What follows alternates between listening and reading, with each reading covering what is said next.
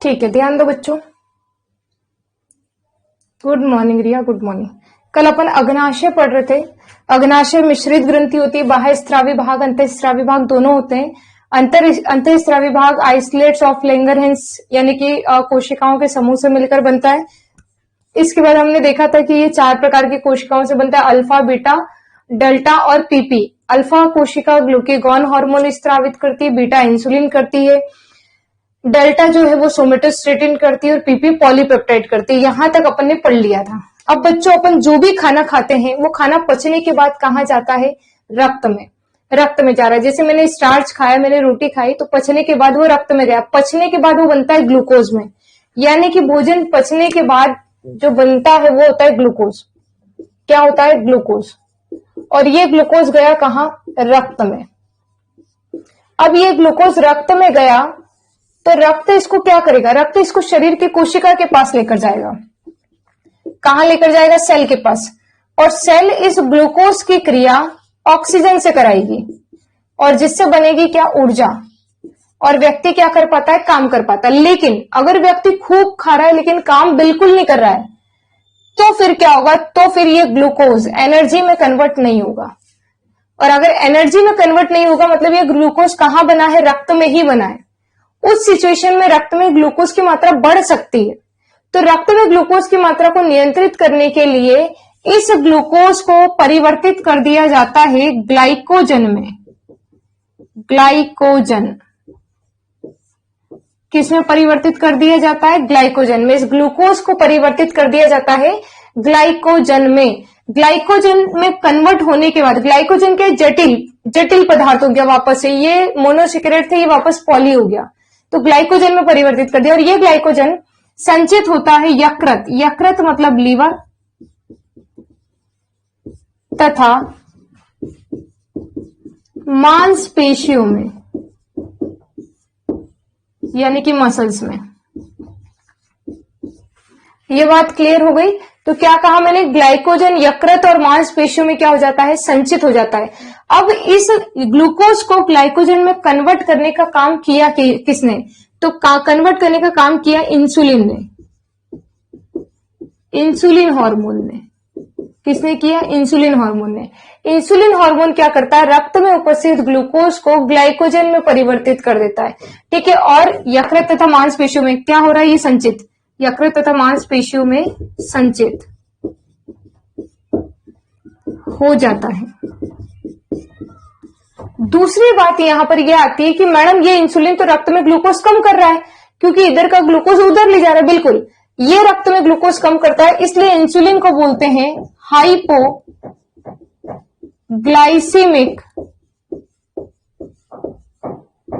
Hormone. Insulin क्या कहलाता है? Hypoglycaemic hormone. क्यों कहलाता है हाइपोग्लाइसीमिक हार्मोन? क्योंकि इंसुलिन रक्त में उपस्थित ग्लूकोज को ग्लाइकोजन में परिवर्तित करता है, इसलिए इंसुलिन को हाइपोग्लाइसीमिक हार्मोन कहते हैं। अब यकृत और मांसपेशियों में जो ग्लाइकोजन है वो वापस कहां आ रहा है?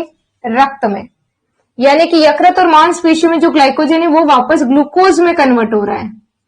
किस में परिवर्तित हो रहा है? ग्लूकोज में। और ग्लाइकोजन को ग्लूकोज में परिवर्तित करने का काम करता है ग्लूकेगॉन। Glucagon hormone. कौन करता है? Glucagon hormone. और ग्लूकेगॉन हार्मोन ग्लाइकोजन को ग्लूकोज में कन्वर्ट कर रहा है। मतलब ये क्या कर रहा है? ये रक्त में ग्लूकोज की मात्रा को क्या कर रहा है? बढ़ा रहा है। इसीलिए इसको बोलते हैं बच्चों हम यहां पर हाइपर ग्लाइसीमिक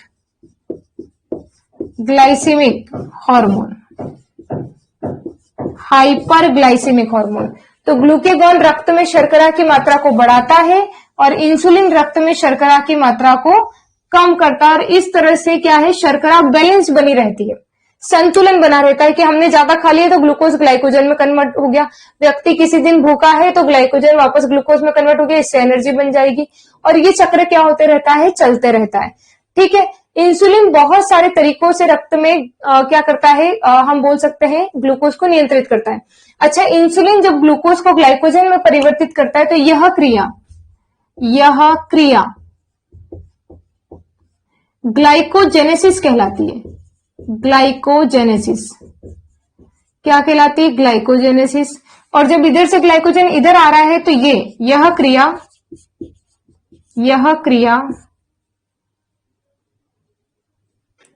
ग्लाइकोजिनोलाइसिस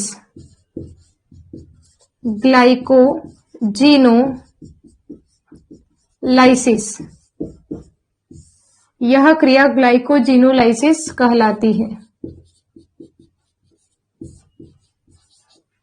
ठीक है, एक क्रिया को हमने क्या बोला, ग्लाइकोजेनेसिस, और एक को हमने बोला ग्लाइकोजिनोलाइसिस। बोलो यहां तक क्लियर बच्चों?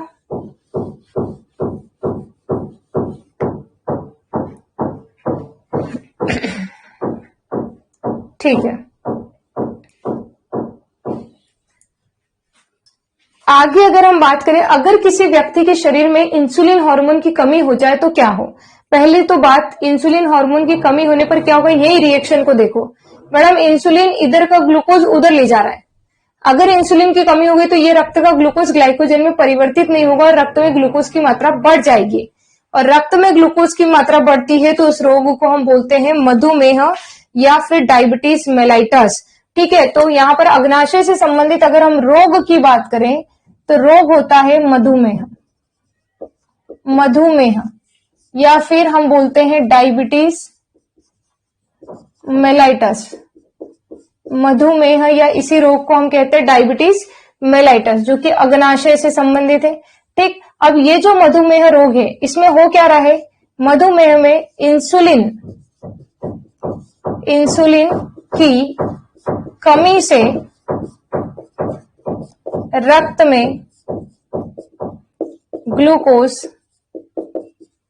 या शर्करा की मात्रा बढ़ जाती है, और उसी को हम क्या बोलते हैं, मधुमेह। रक्त में शर्करा की मात्रा बढ़ रही है तो इसीलिए इस मधुमेह का एक और नाम है हाइपर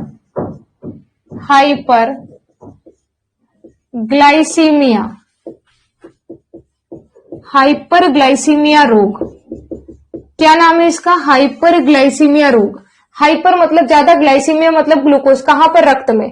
तो मधुमेह या फिर ये नाम आपको याद रखना मेलाइटस, क्योंकि आगे भी मधुमेह आएगा, वो इंसिपिडस होगा। तो डायबिटीज मेलाइटस मधुमेह या फिर हाइपरग्लाइसीमिया, जिसमें इंसुलिन की कमी से रक्त में ग्लूकोज की या शर्करा की मात्रा क्या हो रही है, बढ़ जाती है। ठीक, ऐसे बच्चों यहीं पर दूसरा रोग, ये पहला रोग था मधुमेह। जब हम दूसरे रोग की बात करते हैं, दूसरा रोग, तो दूसरा रोग होता है हाइपोग्लाइसीमिया।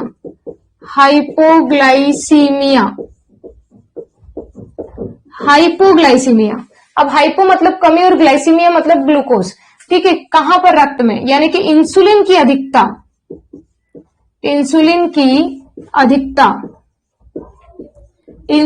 अधिकता से रक्त में, इंसुलिन की अधिकता से तथा ग्लूकेगॉन की कमी से रक्त में शर्करा या ग्लूकोज की मात्रा बढ़ जाती है। ये बात समझ में आ गई होगी। क्या कहा मैंने, इंसुलिन की अधिकता मतलब इधर से ग्लूकोज बढ़ने, कम हो जाती है, मात्रा कम हो जाती है। ध्यान दो, ये इंसुलिन इधर से ग्लूकोज उधर ले जा रहा है, यहां पर कमी, अधिकता मतलब ज्यादा उधर ले जा रहा है, और ये ग्लूकेगॉन कम हो रहा है मतलब उधर का ग्लाइकोजन इधर कन्वर्ट नहीं होने दे रहा है, तो रक्त में ग्लूकोज की कमी हो रही है और उसको बोलते हैं हाइपोग्लाइसीमिया। और अगर रक्त में ग्लूकोज की मात्रा बढ़ती है तो उसको बोलते हैं हाइपरग्लाइसीमिया या डायबिटीज मेलाइटस। बोलो ये बात क्लियर, हाँ या ना? क्लियर बच्चों? आगे बढ़ते हैं अपन। अब डायबिटीज मेलाइटस के भी दो टाइप होते हैं, दो प्रकार। डायबिटीज मेलाइटस के भी कितने प्रकार होते हैं? दो प्रकार। डायबिटीज मेलाइटस दो प्रकार की होती है ना, एक बोलते हैं टाइप 1 और एक होती है टाइप 2। डायबिटीज मेलाइटस के दो प्रकार है, टाइप 1 और टाइप 2।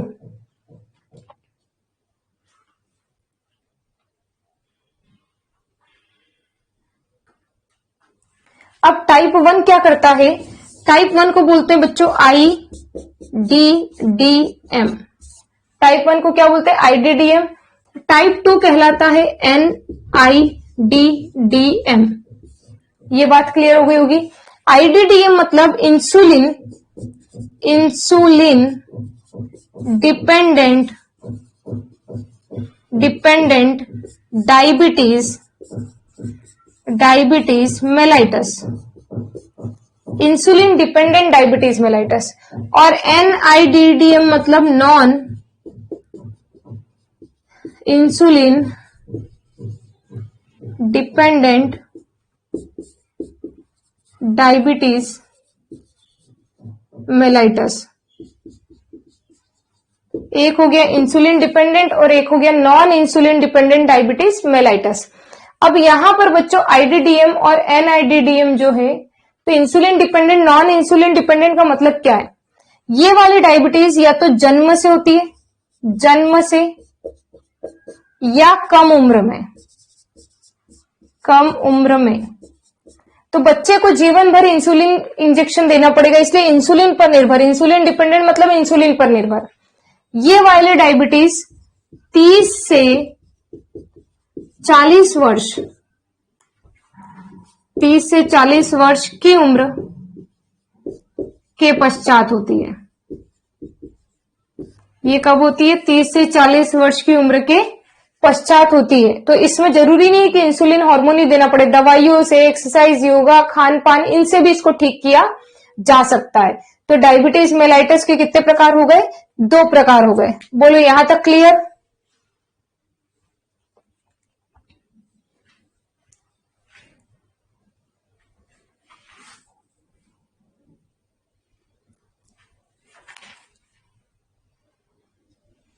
ठीक। एक और बात, डायबिटीज मेलाइटस में व्यक्ति को प्यास बहुत लगेगी, प्यास अधिक, और प्यास लगती है तो प्यास को हम क्या बोलेंगे? पॉलीफेजिया या पॉलीडिप्सिया? पॉलीडिप्सिया।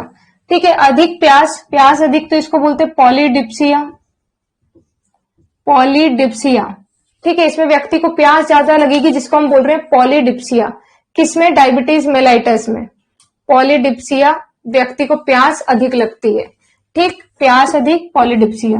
और ये जो हाइपोग्लाइसीमिया है, इसमें भूख अधिक लगती है, भूख अधिक लगती है। और भूख अधिक लगती है तो वो कहलाता है बच्चों पॉलीफेजिया। पॉलीफेजिया। भूख अधिक लगती है तो वो क्या कहलाता है? पॉलीफेजिया। ठीक, करो कॉपी, फटाफट कॉपी हो जाए तो बताओ। डन। फिर एक नोट यहां पर लिख लेना साइड में, वर्ल्ड डायबिटीज डे।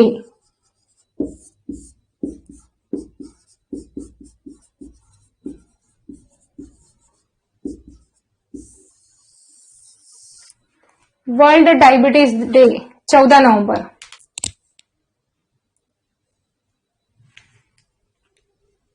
बेटा इंसुलिन हार्मोन होता है, फिर ये क्या लिखा इतनी देर से? फिर ये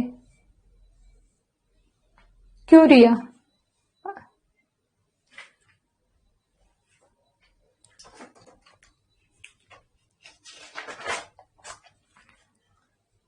कोई बात नहीं, चलो आगे बढ़ते अपन। तो ये पूरा कंप्लीट हो गया है। अपन ने पेनक्रियास खत्म कर लिया, अपन ने थायराइड ग्रंथि पढ़ ली, पैराथायराइड ग्रंथि पढ़ ली, एड्रिनल ग्रंथि भी पढ़ ली क्या?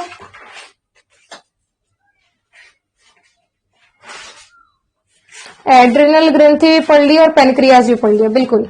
Thyroid, parathyroid, adrenal and pancreas, है ना। ये 4 ग्रंथि अपन ने खत्म कर दिए। आगे बढ़ते हैं।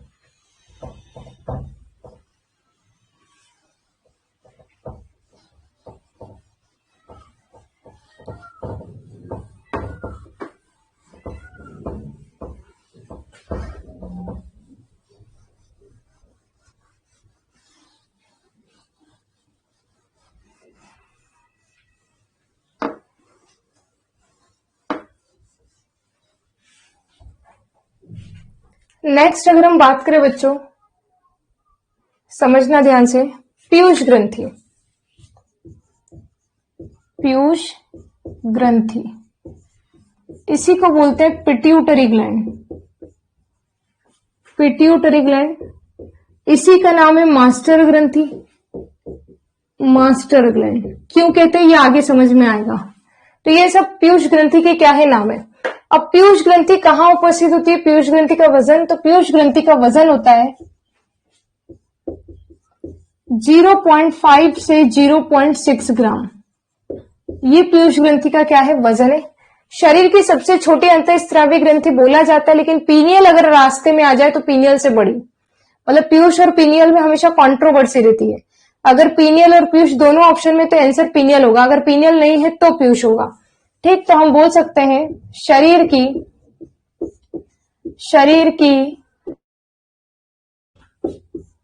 छोटी अंतःस्रावी ग्रंथि ब्रैकेट में किंतु पीनियल से बड़ी, पीनियल से बड़ी। शरीर की सबसे छोटी अंतःस्रावी ग्रंथि किंतु किससे बड़ी है बच्चों, पीनियल से बड़ी है। ठीक है, नेक्स्ट अगर हम बात करें पीयूष ग्रंथि की, पीयूष ग्रंथि कैसी होती है समझना ध्यान से। मान लो ये ब्रेन, ये मस्तिष्क,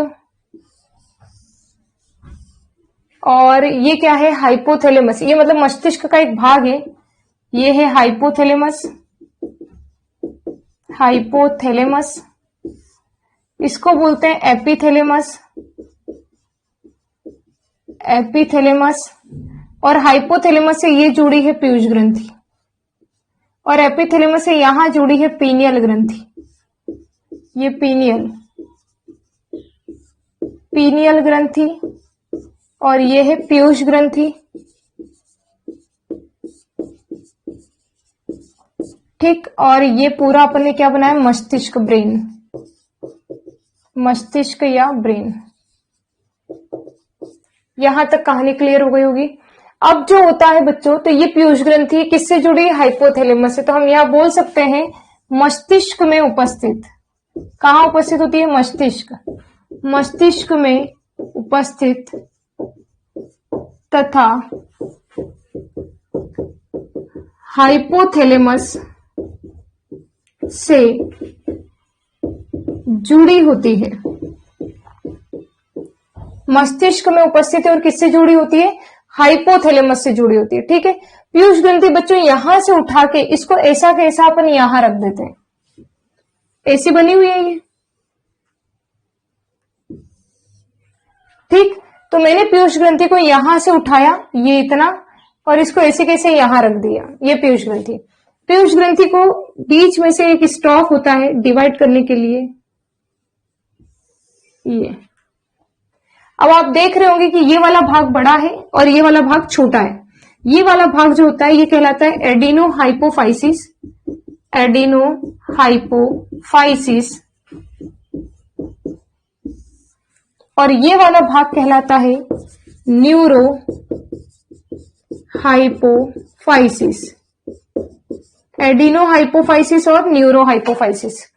न्यूरो हाइपोफाइसिस पश्च भाग होता है, पश्च भाग, और एडिनो हाइपोफाइसिस में अग्र और मध्य, इसको लोब भी कह देते हैं या मध्य भाग भी। तो इसमें अग्र प्लस मध्य दोनों भाग होते हैं, अग्र और मध्य दोनों भाग पाए जाते हैं। ठीक, आगे अगर हम बात करें तो इनसे सबसे क्या हार्मोन स्रावित होता है। अच्छा, एडिनो हाइपोफाइसिस अप्रॉक्स 75% ज्यादा होगा, न्यूरो हाइपोफाइसिस अप्रॉक्स 25% यानी कि कम होगा। ठीक, अब इन प्रत्येक भाग से हार्मोन स्रावित होता है। न्यूरो हाइपोफाइसिस से जो हार्मोन स्रावित होता है, एक होता है एडीएच और एक होता है ऑक्सीटोसिन। ऑक्सीटोसिन, एडीएच और ऑक्सीटोसिन, ये हार्मोन है ऑक्सीटोसिन और ये हार्मोन है एडीएच। एडीएच का फुल फॉर्म है anti diuretic hormone, anti diuretic hormone या एडीएच। ये इसी का एक और नाम है बच्चों वैसोप्रेसिन, वैसोप्रेसिन। ठीक, और एक ऑक्सीटोसिन। तो पश्च भाग से दो हार्मोन निकल रहे। ये जो लोब होता है यहां से भी एक हार्मोन निकलता है एमएसएच। हार्मोन का नाम क्या है? एमएसएच। इसका फुल फॉर्म अभी आगे मैं बताऊंगी। अग्र भाग से भी हार्मोन निकलते, इसकी एक ट्रिक बनाई है मैंने और इसकी ट्रिक समझना है। यहां पर F L A T, flat, flat में रहते हैं, एक ट्रिक ये हो गई। साथ में फिर आगे लिख दिया मैंने पीजी, पीजी में भी रहते हैं। ठीक, तो एफ से एक हार्मोन होता है एफ एस एच, एल से हार्मोन होता है एल एच, ए से हार्मोन होता है एसीटीएच, टी से होता है टीएसएच, पी से होता है प्रोलैक्टिन और जी से होता है वृद्धि हार्मोन, वृद्धि हार्मोन या बोल दे अपन ग्रोथ हार्मोन, वृद्धि हार्मोन या ग्रोथ हार्मोन। ठीक, ये सारे हार्मोन होते हैं। तो ये पीयूष ग्रंथि के हार्मोन है, ये बहुत ही इंपॉर्टेंट है। मेंस में 11 नंबर में पूछा गया पीयूष ग्रंथि। ठीक, तो यहां तक कंप्लीट हो जाए तो बताओ।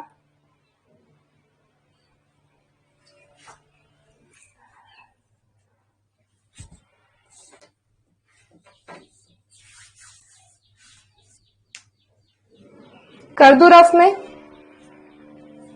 एक एक करके हम सारे हार्मोन पढ़ेंगे और इनके फुल फॉर्म लिखेंगे। ठीक है,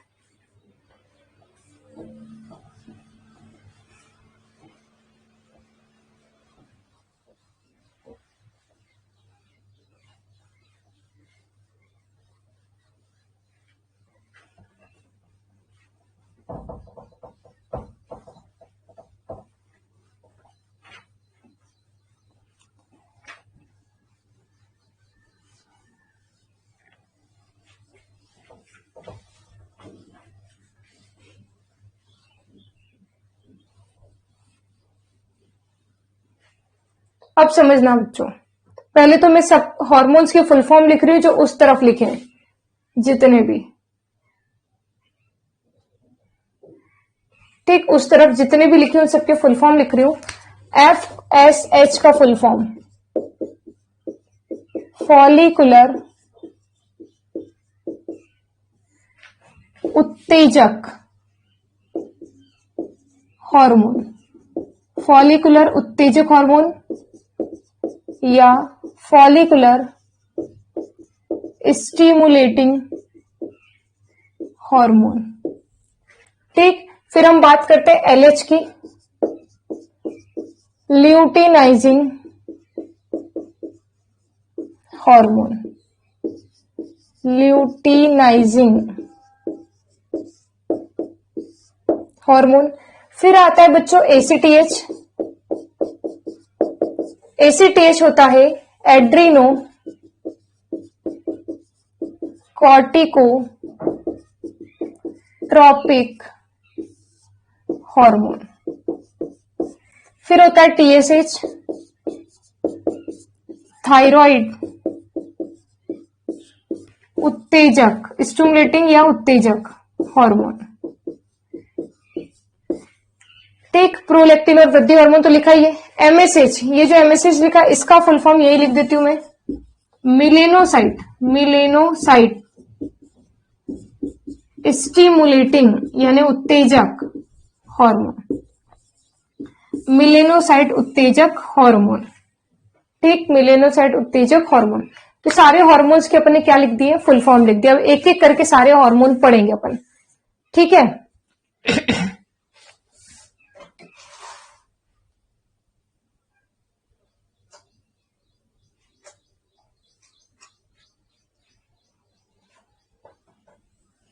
चलो आगे बढ़ते हैं। सबसे पहले बच्चों अपन बात करते हैं वृद्धि हार्मोन की। कौन से हार्मोन की बात करेंगे, वृद्धि हार्मोन। वृद्धि हार्मोन क्या करता है, वृद्धि हार्मोन शारीरिक वृद्धि करता है, शारीरिक वृद्धि में हेल्प करता है। शारीरिक मतलब कि फिजिकल ग्रोथ यानी कि हाइट, हेल्थ वगैरह, ठीक है। तो वृद्धि हार्मोन शारीरिक वृद्धि करता है और मानसिक वृद्धि में इसका मेन रोल नहीं होता है, ये मानसिक वृद्धि नहीं कराता है, बहुत रेयर ही कराएगा। वृद्धि हार्मोन की अगर कमी हो जाएगी बढ़ती उम्र के बच्चों में तो बच्चे की हाइट आवश्यकता से कम रह जाएगी और बच्चा बोना रह जाएगा। तो पहला रोग यहां होता है बोनापन, बोनापन या ड्वार्फिज्म। ड्वार्फिज्म या बोनापन मतलब वृद्धि हार्मोन की कमी से, ठीक है। दूसरा, वृद्धि हार्मोन की यदि अधिकता हो जाती है, वृद्धि हार्मोन की अधिकता कम उम्र में यानी बढ़ती उम्र में अधिकता हो जाती है तो बच्चे की हाइट आवश्यकता से अधिक होगी और ये रोग कहलाएगा गिगेंटिज्म, गिगेंटिज्म। तीसरा रोग, अगर वृद्धि हार्मोन की अधिकता बड़े होने के बाद हो रही है, मतलब एक हाइट नॉर्मल हो गई है, वयस्क हो गया है व्यक्ति, उसके बाद उसके शरीर में वृद्धि हार्मोन बढ़ रहा है, तो वो रोग कहलाता है एक्रोमिगेली, एक्रोमिगेली।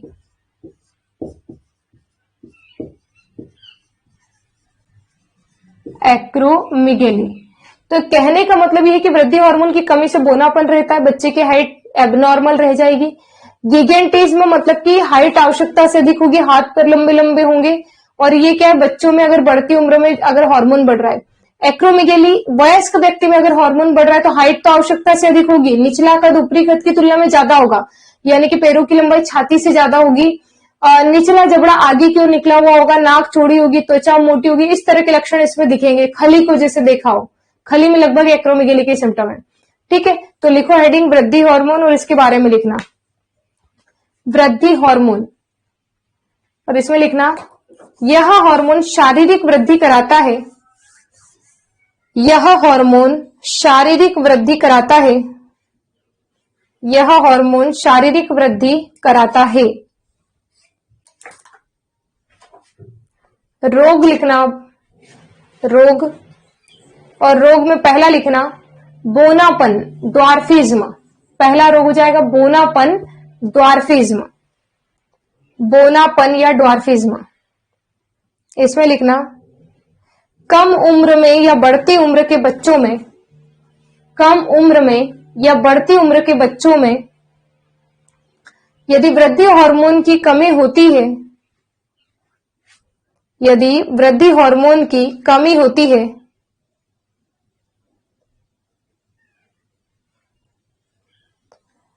तो बच्चे की वृद्धि रुक जाती है,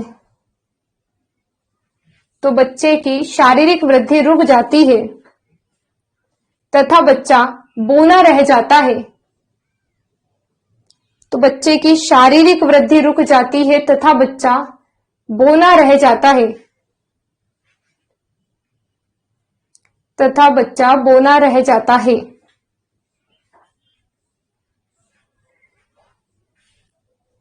अगला लिखो गिगेंटिज्म, अगला रोग है गिगेंटिज्म, गिगेंटिज्म।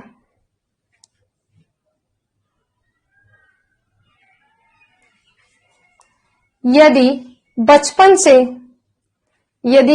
से बच्चे में वृद्धि हार्मोन यदि बचपन से बच्चे में वृद्धि हार्मोन अत्यधिक स्रावित होता है, यदि बचपन से बच्चे में वृद्धि हार्मोन अत्यधिक स्रावित होता है, अत्यधिक स्रावित होता है, तो बच्चे का कद आवश्यकता से अधिक, कद मतलब हाइट, तो बच्चे का कद आवश्यकता से अधिक बढ़ जाता है, तो बच्चे का कद आवश्यकता से अधिक बढ़ जाता है, बच्चे का कद आवश्यकता से अधिक बढ़ जाता है। तीसरा रोग लिखो, एक्रोमेगेली। एक्रोमेगेली,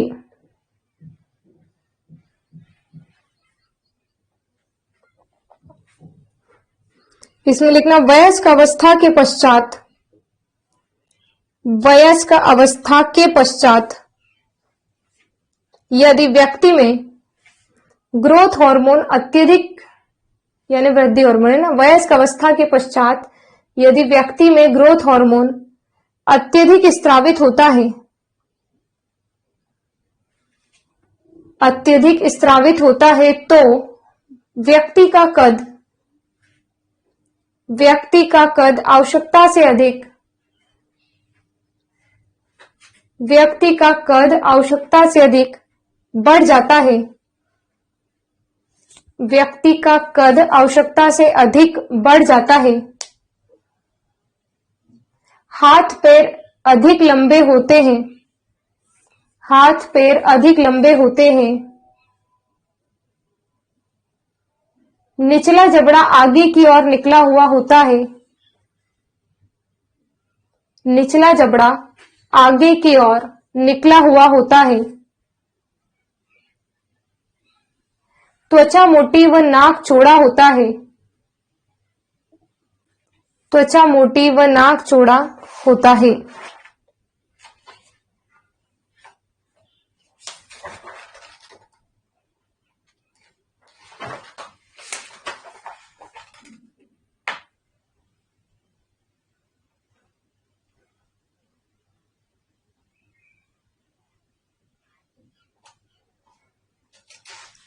ठीक, आगे बढ़ते हैं। तो बच्चों ये तो किसकी बात हुई? वृद्धि हार्मोन की।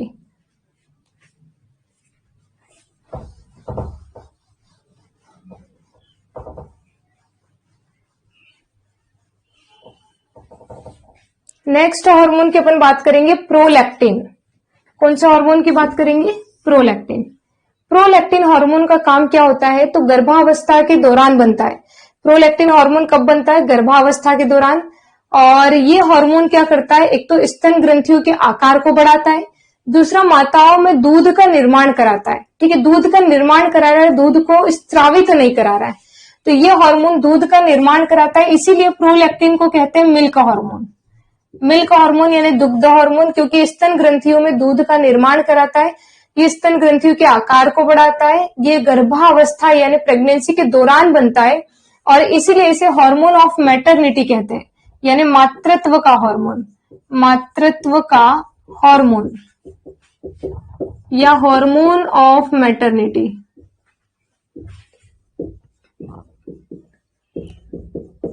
हार्मोन ऑफ मैटरनिटी मातृत्व का हार्मोन या फिर मिल्क हार्मोन। दूध निर्माण कराने के कारण इसको मिल्क हार्मोन कहते हैं। ठीक है, तो प्रोलैक्टिन समझ में आया। प्रोलैक्टिन क्या करता है? गर्भावस्था के दौरान बन रहा है, इसलिए मातृत्व का हार्मोन कह रहे हैं। गर्भावस्था के दौरान स्तन ग्रंथियों के आकार को बढ़ाता है, स्तन ग्रंथियों में दूध का क्या करता है? निर्माण करता है। ठीक है, तो लिखो प्रोलैक्टिन हार्मोन, प्रोलैक्टिन हार्मोन। और इसमें लिखना यह हार्मोन गर्भावस्था के दौरान स्तन ग्रंथियों के आकार में वृद्धि करता है, स्तन ग्रंथियों के आकार में वृद्धि करता है, तथा बच्चे के जन्म के पश्चात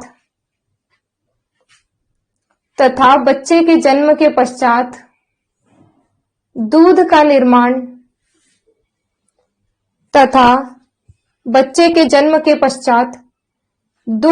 निर्माण करता है, इसलिए इस हार्मोन को मिल्क हार्मोन या मातृत्व का हार्मोन, इसलिए इस हार्मोन को मिल्क हार्मोन या मातृत्व का हार्मोन कहते हैं।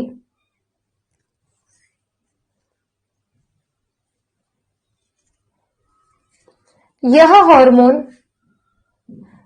अंडाशय को, अंडाशय मतलब ओवरी, मादा प्रजनन भाग है ये। यह हार्मोन अंडाशय को प्रोजेस्टेरॉन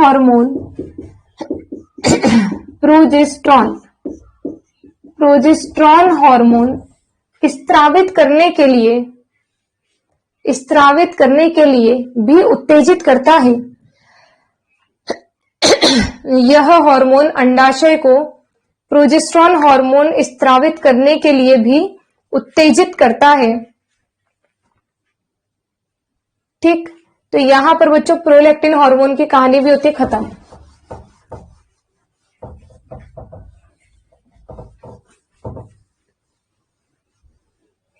अब बात करते हैं इन 4 हार्मोन की। सबसे पहले एफएसएच, ध्यान से समझना, जो समझा रही हूं मैं बहुत स्लो स्पीड में बता रही हूँ ये सारी चीजें। पीयूष ग्रंथि मस्तिष्क में है, मतलब ये मस्तिष्क से हार्मोन निकाल रही है ब्लड में, और ब्लड से ये एफएसएच, जैसे मैंने क्या कहा कि ब्रेन में है पिट्यूटरी ग्लैंड, पीयूष ग्रंथि, और पीयूष ग्रंथि ने क्या स्त्रावित किया, एफएसएच हार्मोन। कहाँ स्त्रावित किया, रक्त में। अब रक्त क्या करेगा, इस एफएसएच को लेकर आएगा कहाँ, जननांगों के पास। जननांग मतलब कि गोनेट्स यानी प्रजनन अंग। ठीक है, तो ये कहाँ आएगा एफएसएच, एक तो आएगा वृषण में, वृषण मतलब टेस्टिस, और एक आएगा अंडाशय में, अंडाशय मतलब ओवरी। तो ये हार्मोन जो है, कौन सा हार्मोन, एफएसएच, वृषण में भी आ रहा है, अंडाशय में भी। लेकर कौन आ रहा है, रक्त। कहां से स्त्रावित हुआ, पीयूष ग्रंथि से। कहां पर है, मस्तिष्क में। तो वृषण और अंडाशय में आने के बाद ये हार्मोन क्या करता है, एफएसएच हार्मोन का काम क्या है। तो वृषण में आने के बाद एफएसएच हार्मोन शुक्राणु कोशिका के निर्माण में सहायता करेगा, यानी स्पर्म सेल, और यहां पर ओवरी में अंडाणु कोशिका के निर्माण में सहायता करेगा, यानी कि ओवम सेल। कौन, एफएसएच हार्मोन। ऐसे ही यहां से स्त्रावित होता है एलएच हार्मोन। कौन सा हार्मोन, एलएच। और एलएच हार्मोन भी रक्त के माध्यम से वृषण में आएगा और अंडाशय में आएगा। और एलएच वृषण में टेस्टोस्टेरॉन हार्मोन स्त्रावित करने में सहायता करेगा, टेस्टोस्टेरॉन। और अंडाशय में कौन से हार्मोन के स्त्रावण में हेल्प करता है, प्रोजेस्टेरॉन। एलएच प्रोजेस्टेरॉन हार्मोन के स्त्रावण में हेल्प करता है। ठीक है, और ये एफएसएच यहाँ अंडाणु के साथ साथ एस्ट्रोजन हार्मोन के स्त्रावण में हेल्प करेगा। कहानी फिर से समझना, सुनना ध्यान से। मस्तिष्क में पीयूष ग्रंथि से निकाला एफएसएच हार्मोन। पीयूष ग्रंथि ने एफएसएच निकाला, रक्त में, रक्त लेकर गया जननांगों के पास। तो पुरुष में जननांग का नाम होता है वृषण, और महिला में जननांग का नाम होता है अंडाशय।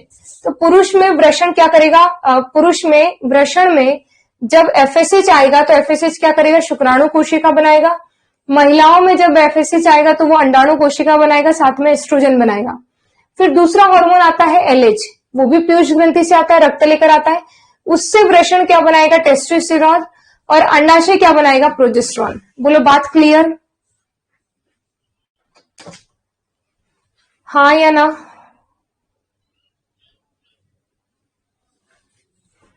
रिया,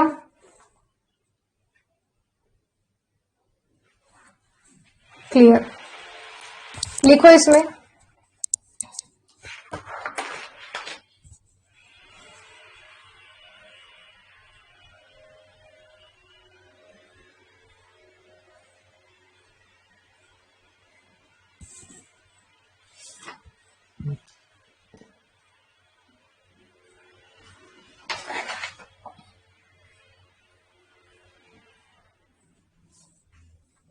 पहला लिखना एफएसएच, जैसे आपने वृद्धि हार्मोन लिखा, प्रोलैक्टिन लिखा, ऐसे अगला क्या लिखोगे, एफएसएच।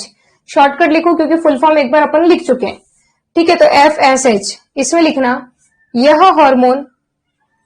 यह हार्मोन वृषण, वृषण को बोलते हैं टेस्टिस, यह हार्मोन वृषण यानी कि टेस्टिस तथा अंडाशय, अंडाशय यानी कि ओवरी, यह हार्मोन वृषण यानी कि टेस्टिस तथा अंडाशय यानी ओवरी को, ओवरी को प्रजनन कोशिकाएं शुक्राणु व अंडाणु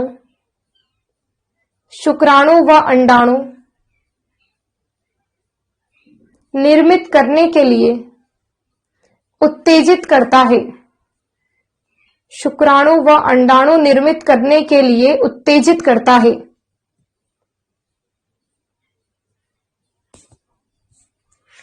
ठीक है, वृषण से शुक्राणु बनता है और ओवरी अंडाशय से अंडाणु निर्मित करने के लिए उत्तेजित करता है। यह हार्मोन अंडाशय को एस्ट्रोजन हार्मोन, यह हार्मोन अंडाशय को एस्ट्रोजन हार्मोन स्त्रावित करने के लिए भी, एस्ट्रोजन हार्मोन स्त्रावित करने के लिए भी उत्तेजित करता है, एस्ट्रोजन हार्मोन स्त्रावित करने के लिए भी उत्तेजित करता है।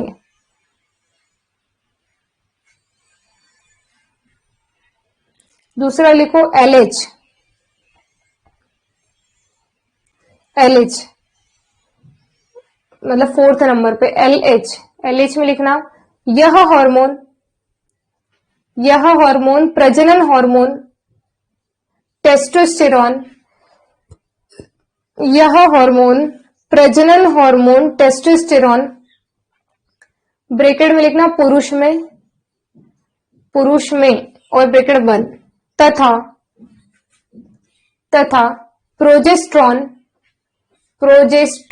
ब्रैकेट में लिखना महिला में स्त्रावित कराता है। यह हार्मोन प्रजनन हार्मोन टेस्टोस्टेरॉन ब्रैकेट में पुरुष में तथा प्रोजेस्ट्रॉन ब्रैकेट में महिला में स्त्रावित कराता है। ठीक, तो अब ये जो FSH और LH है, ये दोनों हार्मोन जननांगों को नियंत्रित कर रहे हैं। FSH और LH दोनों कहाँ काम कर रहे हैं? अंडाणु और वृषण पर, सॉरी अंडाशय और वृषण पर, मतलब दोनों जननांगों पर काम कर रहे हैं, गोनेड्स पर काम कर रहे हैं। इसीलिए इन दोनों को एक साथ बोलते हैं gonadotropic hormone, gonadotropic hormone. FSH और LH को एक साथ क्या कहा जाता है? Gonadotropic hormone. गोनेडोट्रोपिक हार्मोन मतलब दोनों जननांगों को नियंत्रित करते हैं। तो नोट करके लिख लेना FSH plus LH equal to gonadotropic hormone यानी जननांग के हार्मोन। ठीक, अब बचा बच्चों ACTH और TSH, समझो सभी। पीयूष ग्रंथि तो मस्तिष्क में, उसने बनाया ACTH। क्या बनाया? ACTH। ये गया रक्त में और रक्त लेकर गए इसको एड्रिनल ग्रंथि के पास। और एड्रिनल ग्रंथि क्यों? क्योंकि ACTH का नाम देखो, एड्रीनो कॉर्टिकोट्रोपिक हार्मोन। एड्रीनो मतलब एड्रिनल ग्रंथि, कॉर्टिको मतलब एड्रिनल ग्रंथि का कॉर्टेक्स भाग, यानी कि जो ACTH है ये एड्रिनल ग्रंथि के कॉर्टेक्स भाग को नियंत्रित करता है। निकला कहां से? पीयूष ग्रंथि से। गया कहां? एड्रिनल के पास और उसके कॉर्टेक्स भाग को नियंत्रित कर रहा है। सेम ऐसे ही TSH थायराइड ग्रंथि जो गले में होती है उसको नियंत्रित करता है, आता है पीयूष ग्रंथि से। तो पीयूष ग्रंथि तो शरीर की अन्य ग्रंथियों को नियंत्रित कर रही है, इसीलिए इसको क्या बोला है? मास्टर ग्रंथि बोला है। ठीक, तो अगला लिखो ACTH। ACTH अगला हार्मोन ACTH, और इसमें लिखना यह हार्मोन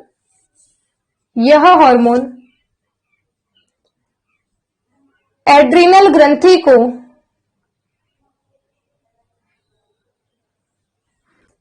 ग्रंथि को हार्मोन स्त्रावित करने के लिए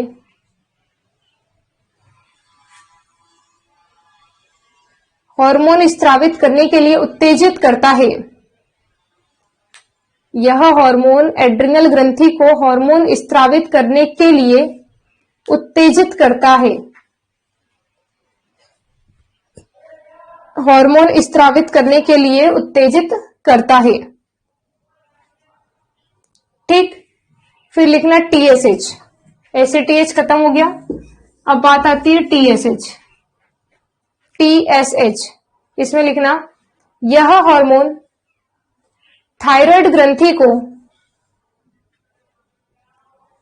यह हार्मोन थायराइड ग्रंथि को हार्मोन स्त्रावित करने के लिए,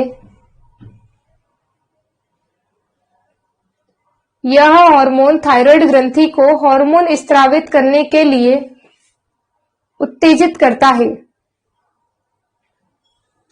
उत्तेजित करता है।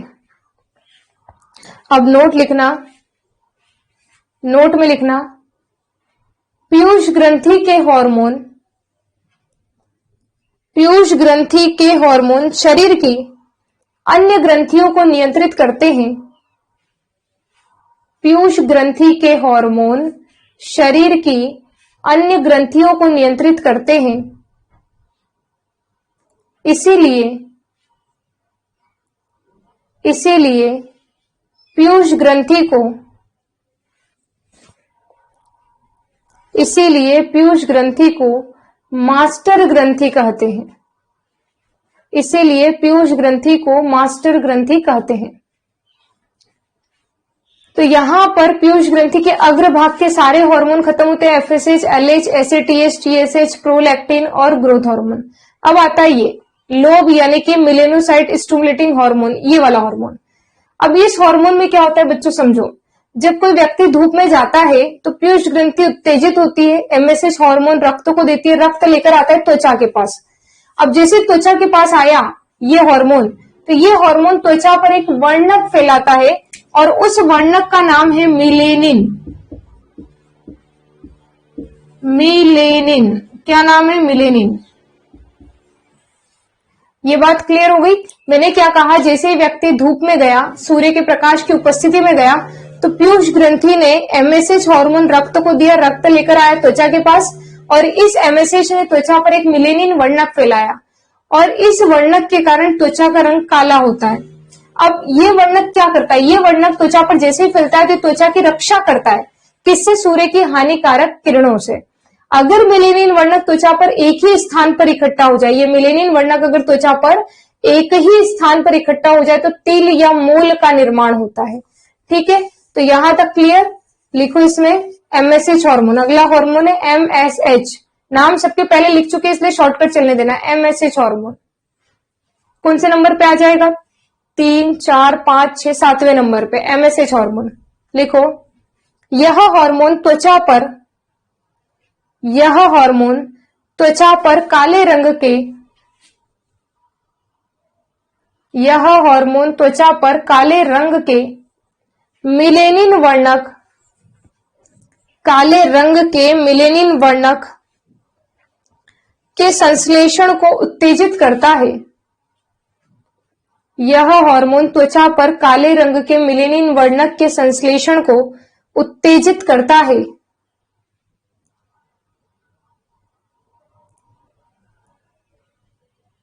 अगला पॉइंट, मिलेनिन वर्णक त्वचा को, मिलेनिन वर्णक त्वचा को सूर्य की हानिकारक किरणों, मिलेनिन वर्णक त्वचा को सूर्य की हानिकारक किरणों तथा संक्रमणों से बचाता है। सूर्य की हानिकारक किरणों तथा संक्रमणों से सुरक्षा प्रदान करता है।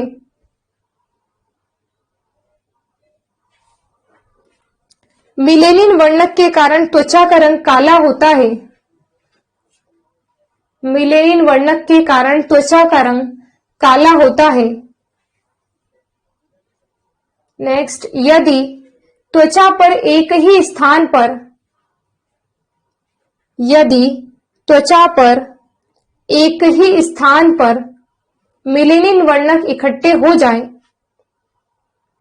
यदि त्वचा पर एक ही स्थान पर मिलेनिन वर्णक इकट्ठे हो जाएं, तो तिल का निर्माण होता है। तो तिल का निर्माण होता है। बोलो बच्चों, लिख लिया?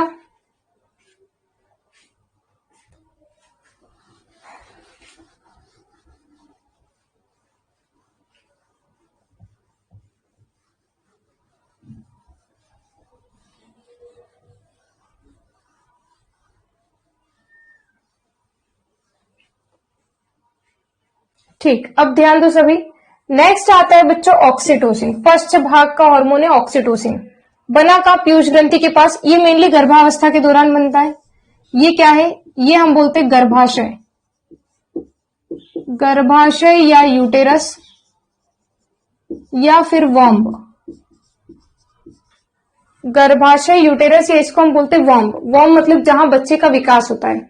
अब बच्चा 9 महीने का जब हो जाता है गर्भाशय में, इसका जन्म का समय होता है, तो अपने आप जन्म नहीं होगा।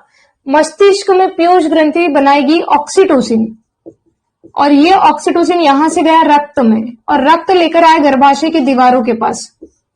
और जैसे ही गर्भाशय की दीवारों के पास आता है तो ये ऑक्सीटोसिन इन दीवारों को कॉन्ट्रैक्ट करता है, दबाता है। जब ये दीवारें ऐसे कॉन्ट्रैक्ट होगी तो बच्चे को प्रेशर लगेगा और बच्चा नीचे आएगा। तो ऑक्सीटोसिन बच्चे के जन्म में सहायता करता है, इसलिए इसको बोलते हैं बर्थ हार्मोन। क्या कहते हैं? Birth hormone. ऑक्सीटोसिन बच्चे के जन्म में सहायता करता है, इसलिए ऑक्सीटोसिन को कहा जाता है बर्थ हार्मोन। दूसरा, मैंने प्रोलैक्टिन पढ़ाया था, तो मैंने क्या कहा था? प्रोलैक्टिन क्या करता है? मिल्क हार्मोन कहलाता है। ये मिल्क बनाता है, दूध बनाता है। ये बना रहा है, लेकिन उस दूध को स्तन ग्रंथियों से बाहर निकालने का काम, स्त्रावित कराने का काम ऑक्सीटोसिन करता है। ऑक्सीटोसिन माताओं से दूध स्त्रावण कराता है जब बच्चा माता का दूध पीता है, इसीलिए ऑक्सीटोसिन को कहते हैं मिल्क इजेक्टिंग हार्मोन।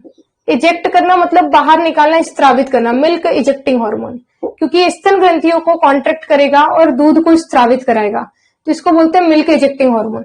मतलब ये कहीं ना कहीं संकुचन का काम कर रहा है, यहां भी कॉन्ट्रैक्ट कर रहा है, यहां भी स्तन ग्रंथियों को कॉन्ट्रैक्ट करेगा तो दूध बाहर निकलेगा। दूसरी बात, ऑक्सीटोसिन एक जगह उल्टा काम करता है। ये क्या करता है? हमारे शरीर की जो रक्त वाहिकाएं हैं, मान लो कि रक्त वाहिका है, इतनी चौड़ी है, यहां से रक्त बह रहा है नॉर्मली। अब ये क्या करेगा? रक्त वाहिका को चौड़ा कर देगा। अब रक्त तो यहां से आराम आराम से बहेगा, मतलब रक्तदाब क्या हो जाएगा? कम हो जाएगा। तो रक्त वाहिकाओं को चौड़ा करता है, ये वैसो डायलेटर की तरह काम करता है। ठीक, तो लिखो ऑक्सीटोसिन हार्मोन। ऑक्सीटोसिन हार्मोन लिखना। यह हार्मोन गर्भाशय तथा स्तन ग्रंथियों की पेशियों को संकुचित करता है। यह हार्मोन गर्भाशय तथा स्तन ग्रंथियों की पेशियों को संकुचित करता है।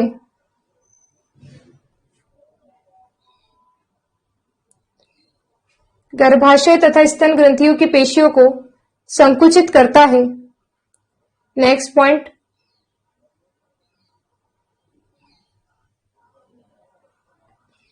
गर्भावस्था के अंत में, गर्भावस्था के अंत में बच्चे के जन्म के समय,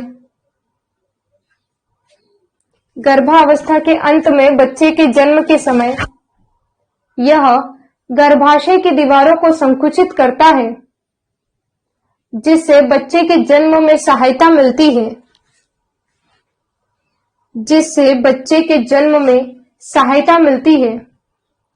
इसलिए इसे बर्थ हार्मोन कहते हैं।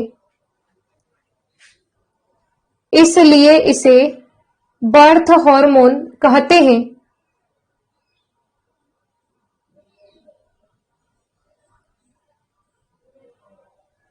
नेक्स्ट पॉइंट, यह हार्मोन स्तन ग्रंथियों की पेशियों को संकुचित करता है,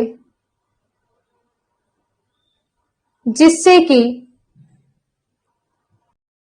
कि स्तन ग्रंथियों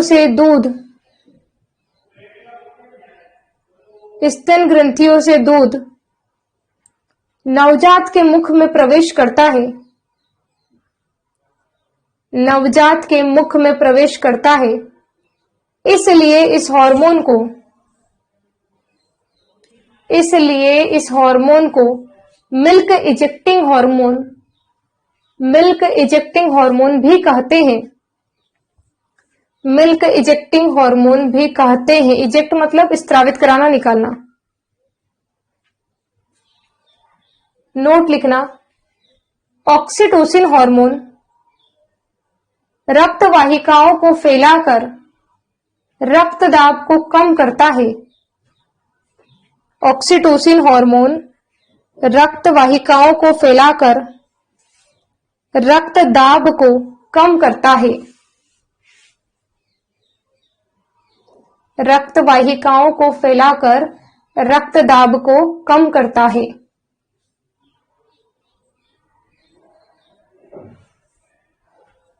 बोलो, लिख लिया?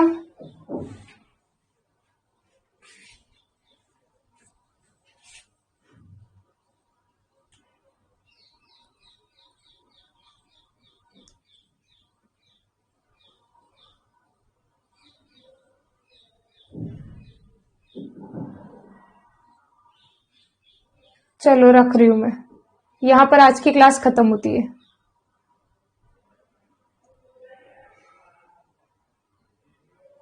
बाकी नेक्स्ट क्लास में।